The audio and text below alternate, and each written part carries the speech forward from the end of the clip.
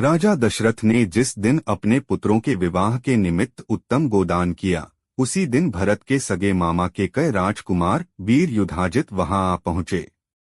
उन्होंने महाराज का दर्शन करके कुशल मंगल पूछा और इस प्रकार कहा, रघुनंदन, केकय देश के महाराज ने बड़े स्नेह के साथ आपका कुशल समाचार पूछा है और आप भी हमारे यहाँ के जिन जिन लोगों की कुशल वार्ता जानना चाहते होंगे वे सब इस समय स्वस्थ और सानंद हैं।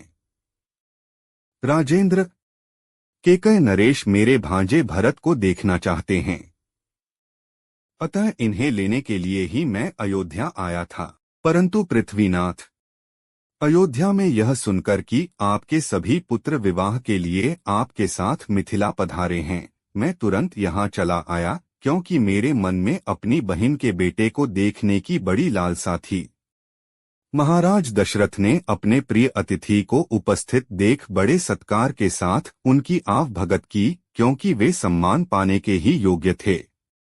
तदंतर अपने महामनस्वी पुत्रों के साथ वह रात व्यतीत करके वे तत्वज्ञ नरेश प्रातःकाल उठे और नित्य कर्म करके ऋषियों को आगे किए जनक की यज्ञशाला में जा पहुँचे। तत्पश्चात विवाह के योग्य विजय नामक मुहूर्त आने पर दूल्हे के अनुरूप समस्त वेशभूषा से अलंकृत हुए भाइयों के साथ श्री रामचंद्र जी भी वहां आए। वे विवाह कालोचित मंगलाचार पूर्ण कर चुके थे तथा वशिष्ठ मुनि एवं अन्यान्य महर्षियों को आगे करके उस मंडप में पधारे थे। उस समय भगवान वशिष्ठ ने विदेह राज जनक के पास जाकर इस प्रकार कहा, राजन, नरेशों में श्रेष्ठ महाराज दशरथ अपने पुत्रों का वैवाहिक सूत्र बंधन रूप मंगलाचार संपन्न करके सबके साथ पधारे हैं और भीतर आने के लिए दाता के आदेश की प्रतीक्षा कर रहे हैं, क्योंकि दाता और प्रतिग्रहीता अर्थात दान ग्रहण करने वाले का संयोग होने पर ही समस्त दान धर्मों का संपादन संभव होता है।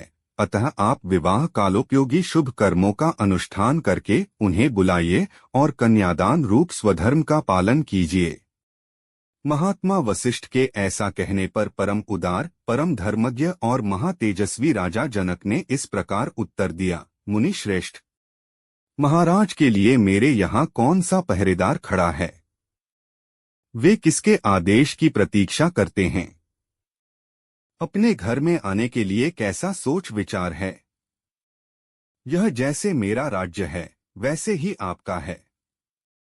मेरी कन्याओं का वैवाहिक सूत्र बंधन रूप मंगल कृत्य संपन्न हो चुका है। अब वे यज्ञ वेदी के पास आकर बैठी हैं और अग्नि की प्रज्वलित शिखाओं के समान प्रकाशित हो रही हैं।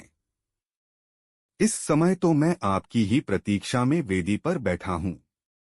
आप निर्विघ्नता पूर्वक सब कार्य पूर्ण कीजिए। विलंब किस लिए करते हैं? वशिष्ठ जी के मुख से राजा जनक की कही हुई बात सुनकर महाराज दशरथ उस समय अपने पुत्रों और संपूर्ण महर्षियों को महल के भीतर ले आए। तदंतर विदेह राज ने वशिष्ठ जी से इस प्रकार कहा, धर्मात्मा महर्षि, प्रभो, आप ऋषियों को साथ लेकर लोकाभिराम श्री राम के विवाह की संपूर्ण क्रिया कराइए। तब जनक जी से बहुत अच्छा कहकर महातपस्वी भगवान वशिष्ठ मुनि ने विश्वामित्र और धर्मात्मा शतानंद जी को आगे करके विवाह मंडप के मध्य भाग में विधि पूर्वक वेदी बनाई और गंध तथा फूलों के द्वारा उसे चारों ओर से सुंदर रूप में सजाया। साथ ही बहुत सी सुवर्ण पालिकाएं, यव के अंकुरों से युक्त चित्रित कलश, अंकुर जमाए हुए सकोरे, धूप युक्त धूप पात्र, शंख पात्र, खुवा, खुक, अर्घ्य आदि पूजन पात्र, लावा, खीलों से भरे हुए पात्र तथा धोए हुए अक्षत आदि समस्त सामग्रियों को भी यथास्थान रख दिया। तत्पश्चात महातेजस्वी मुनिवर वशिष्ठ जी ने बराबर बराबर कुशों को वेदी के चारों ओर बिछाकर मंत्रोच्चारण करते हुए अग्नि का अग्नि स्थापन किया और विधि को प्रधानता देते हुए मंत्र पाठ पूर्वक अग्नि में हवन किया। तदंतर राजा जनक ने सब प्रकार के आभूषणों से विभूषित सीता को ले आकर अग्नि के समक्ष श्री रामचंद्र जी के सामने बिठा दिया और माता कौसल्या का आनंद बढ़ाने वाले उन श्री राम से कहा, रघुनंदन, तुम्हारा कल्याण हो। यह मेरी पुत्री सीता तुम्हारी सहधर्मिणी के रूप में उपस्थित है, इसे स्वीकार करो और इसका हाथ अपने हाथ में लो। यह परम पतिव्रता, महान सौभाग्यवती और छाया की भांति सदा तुम्हारे पीछे चलने वाली होगी। यह कहकर राजा ने श्री राम के हाथ में मंत्र से पवित्र हुआ संकल्प का जल छोड़ दिया। उस समय देवताओं और ऋषियों के मुख से जनक के लिए साधुवाद सुनाई देने लगा। देवताओं के नगाड़े बजने लगे और आकाश से फूलों की बड़ी भारी वर्षा हुई। इस प्रकार मंत्र और संकल्प के जल के साथ अपनी पुत्री सीता का दान करके हर्षमग्न हुए राजा जनक ने लक्ष्मण से कहा, लक्ष्मण, तुम्हारा कल्याण हो। आओ, मैं उर्मिला को तुम्हारी सेवा में दे रहा हूं। इसे स्वीकार करो। इसका हाथ अपने हाथ में लो। इसमें विलंब नहीं होना चाहिए। लक्ष्मण से ऐसा कहकर जनक ने भरत से कहा, रघुनंदन, मांडवी का हाथ अपने हाथ में लो। फिर धर्मात्मा मिथिलेश ने शत्रुघ्न को संबोधित करके कहा, महाबाहो, तुम अपने हाथ से श्रुत कीर्ति का पानी ग्रहण करो। तुम चारों भाई शांत स्वभाव हो। तुम सबने उत्तम व्रत का भली भांति आचरण किया है।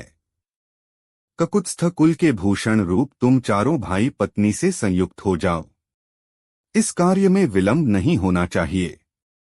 राजा जनक का यह वचन सुनकर उन चारों राजकुमारों ने चारों राजकुमारियों के हाथ अपने हाथ में लिए। फिर वशिष्ठ जी की सम्मति से उन रघुकुल महामनस्वी राजकुमारों ने अपनी अपनी पत्नी के साथ अग्नि, वेदी, राजा दशरथ तथा ऋषि मुनियों की परिक्रमा की और वेदोक्त विधि के अनुसार वैवाहिक कार्य पूर्ण किया। उस समय आकाश से फूलों की बड़ी भारी वर्षा हुई, जो सुहावनी लगती थी। दिव्य दुंदुभियों की गंभीर ध्वनि, दिव्य गीतों के मनोहर शब्द और दिव्य वाद्यों के मधुर घोष के साथ झुंड की झुंड अप्सराएं नृत्य करने लगीं और गंधर्व मधुर गीत गाने लगे। उन रघुवंश शिरोमणि राजकुमारों के विवाह में वह अद्भुत दृश्य दिखाई दिया। शहनाई आदि बाजों के मधुर घोष से गूंजते हुए उस वर्तमान विवाहोत्सव में उन महातेजस्वी राजकुमारों ने अग्नि की 3 बार परिक्रमा करके पत्नियों को स्वीकार करते हुए विवाह कर्म संपन्न किया। तदंतर रघुकुल को आनंद प्रदान करने वाले वे चारों भाई अपनी पत्नियों के साथ जनवासे में चले गए। राजा दशरथ भी ऋषियों और बंधु बांधवों के साथ पुत्रों और पुत्रवधुओं को देखते हुए उनके पीछे पीछे गए। इस प्रकार श्री वाल्मीकि निर्मित आर्ष रामायण आदिकाव्य के बालकांड में 73वां सर्ग पूरा हुआ।